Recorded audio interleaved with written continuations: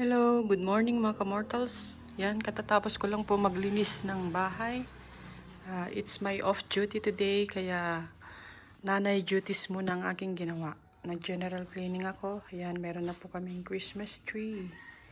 So yan, ito po yung aming living room dito sa second floor mga kamortals. Yan, katatapos ko lang pong maglinis at ang sarap sa pakiramdam, ang aliwalas kapag malinis ang buong bahay.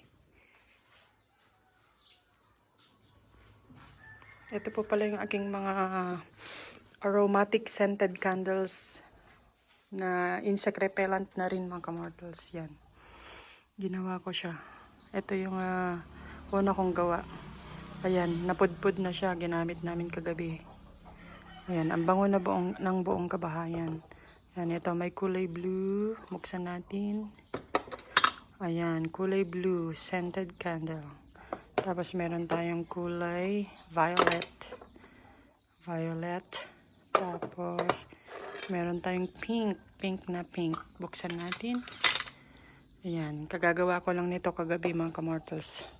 Do it yourself insect repellent aromatic scented candles. So yan mga kamortals. Ayan, nilagay ko rito sa living room, pampabango ng bahay. Ayan, amoy na amoy sa buong bahay mga kamortals. It attracts positive energy. Ayan.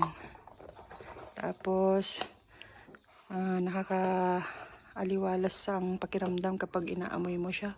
Kasi very aromatic. Meron siyang cinnamon at saka cloves. Ayan, pampalayas din ng lamok at saka mga insekto gaya ng ipis, daga, charot.